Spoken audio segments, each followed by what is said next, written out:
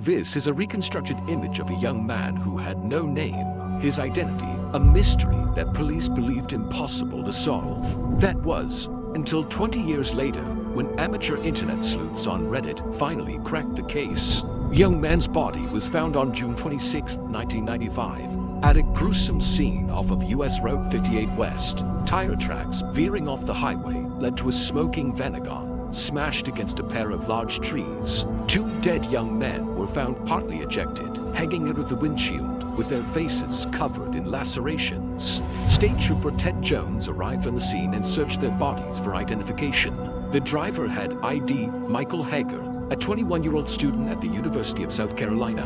The other young man in the passenger seat, wearing a Grateful Dead t-shirt, had no identification and no belongings other than what was in his pockets: 4 quarters, a yellow Bic lighter, and 2 Grateful Dead ticket stubs. Depending on what source you read, a note was also found either in his pocket or in the vicinity that read, "Jason, sorry we had to go. See you around. Call me." It was signed by Carolyn T. and Carolyn O. There was a drawing on it, believed to be of Jerry Garcia, the lead vocalist and guitarist of the Grateful Dead band.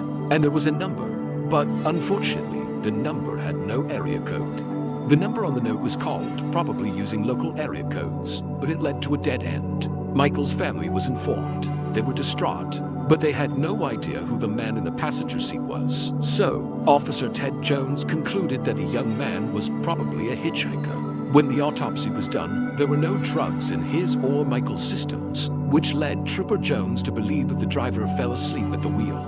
This lined up with how the tracks veered off of the highway so early before the crash.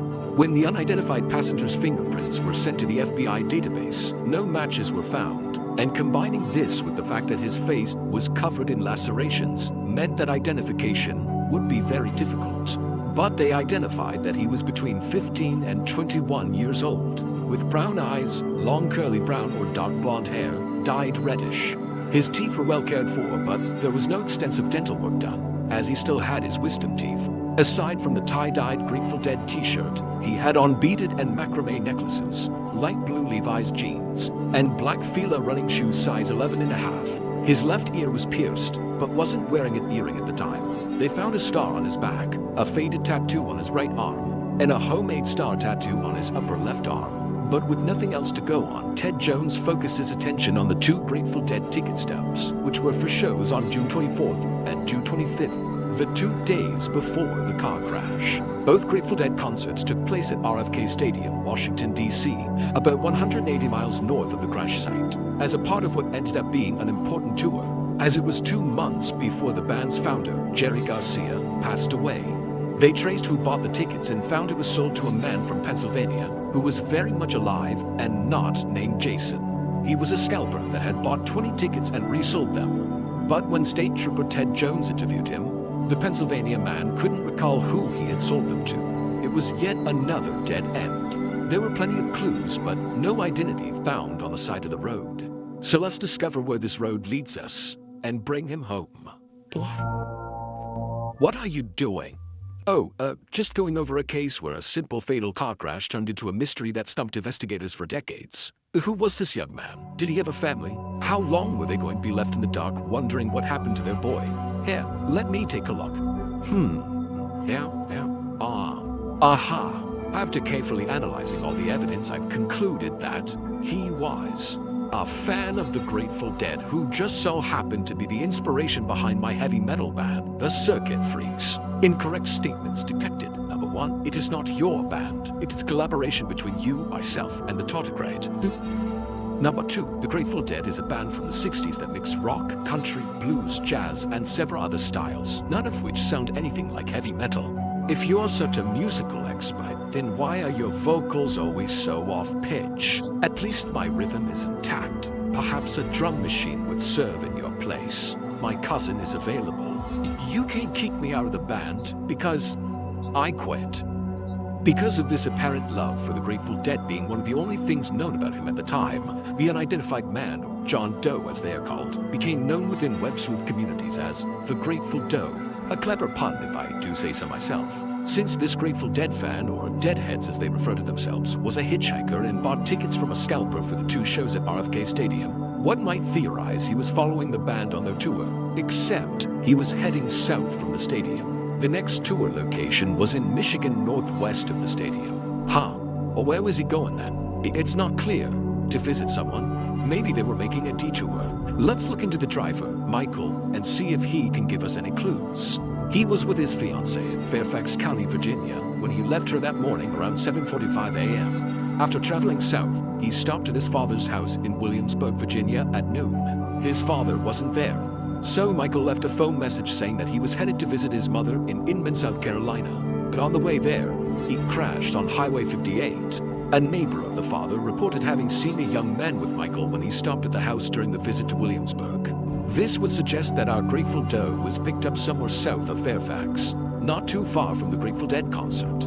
It was believed they were both deadheads and likely shared a bond because of that, even though Michael hadn't attended the recent concerts. But according to the investigation from State Trooper Jones, Michael was alone when he visited his father's place. That doesn't make sense. The neighbor said another man was with him. Yes, that's what was reported in a Freelance Star article from 1996. But Jones claims that was incorrect. If that's right, it would mean Grateful Doe actually hitched a ride somewhere between Gloucester and Emporia. Much further south. Yep, not like in this Ted Jones guy. I mean, the Grateful Doe went to JFK Stadium for those concerts. Ain't that far from where Michael started?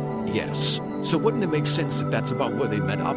Not way down south at the end of the trip. Well, our Grateful Doe could have already hitchhiked further down when he met Michael. Regardless of where our Grateful Doe was picked up, the crash happened at around 1:30 p.m. that day, 90 minutes after Michael left his father's place. Okay, so we got a whole timeline. Now what? Surveillance footage, DNA sequencing, superimposed reflections off of someone's eyeballs.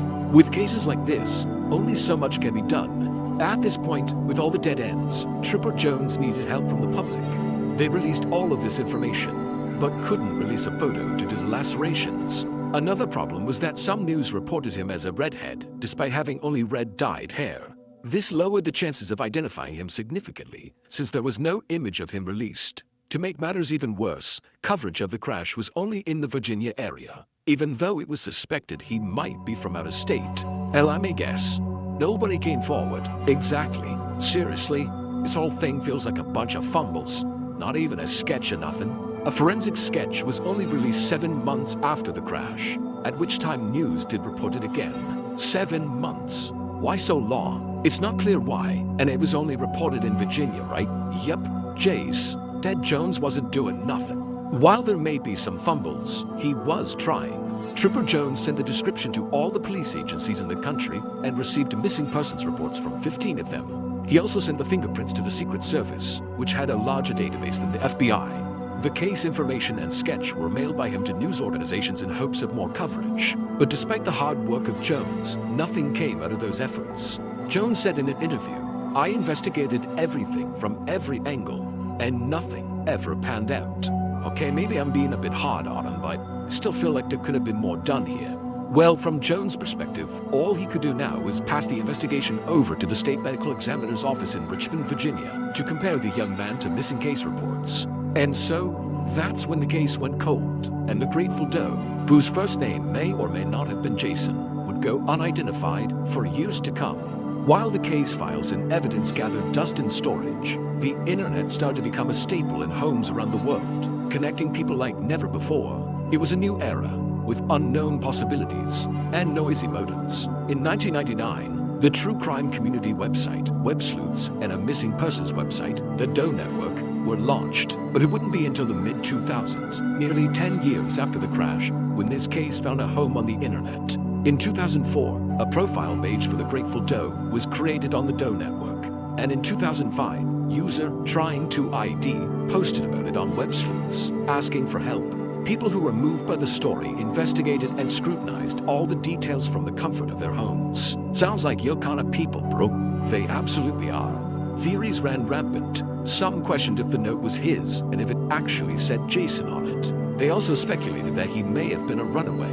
Others wondered if his stuff might have been stolen, which would explain why he didn't have any ID on him. User trying to ID took charge of the investigation, a vigilante detective, if you would. They also showed frustration with law enforcement, saying he died over 10 years ago. They do not have time to help this young man. So why not release information to me? Someone that is willing to give any extra time I have to this young man. Yeah, like if they had the phone number instead of that blurred out image. A bunch of people could have called tons of area codes. Well, it's likely for privacy reasons. Also, one might assume law enforcement can't just release evidence to any citizen that asks for it. An exception could have been made, though. I mean, the police couldn't solve this case, but maybe these people could. Well, they weren't the only ones to show frustration with law enforcement. A few pointed out some things that Trooper Jones could have done. One user suggested he should have gone to the next show and handed out flyers. But the sketch only came about 7 months later. Other users helped trying to ID. Many took it upon themselves to compare the sketch and descriptions to missing person reports. When they found similarities, they posted their findings on web sleuths, and Trying to ID contacted the medical examiner in Virginia. But every time they thought they had a match, fingerprints proved otherwise. But one promising theory appeared. There's a group called the Wolf Rats. Hey, that's a pretty cool band name. They weren't a band, but a support group, like AA. At the time, it was spawned from the Deadhead culture. They would go to concerts and hold sessions in between sets to help members lead a drug and alcohol-free lifestyle. Oh, okay, that's cool. What's the theory? Grateful Doll was one of them? I'm not sure, but the most prominent founder of the group, the one they called Mom, her name was Carolyn Thomas. Caroline T from that note. It did sound promising, and a few of the web sleuths pointed it out. So Trying to ID called her, and, unfortunately, she said she wasn't the Carolyn T from the note, but Caroline T. Caroline Thomas. She's at all the concerts. She gave no reasoning, but the web sleuths believed she had no reason to lie. There's lots of Carolyn T's out there after all. These theories are going nowhere. Not a single break, nothing. For now, luckily, these web sleuths were very persistent. Carolyn Thomas did agree to hand out the information to all the deadheads she knew at the time. At least that's something. Did any of them recognize him? Well, not necessarily, but getting the word out was important, and maybe they knew somebody that knew somebody. Come on, this thing is pointless. You seem angrier than usual. This meatbag demanded authorship credit on our new song, Neon Storms. Yet there was zero contribution by said meatbag. I got a drum solo in it, and I'm the face of the band. Cause I don't know if you've noticed, but I'm the only one of us with the face. Excessive diva personality traits detected, advising you to get over it. Right, well, despite the efforts of these at-home detectives, years would pass and hope would fade.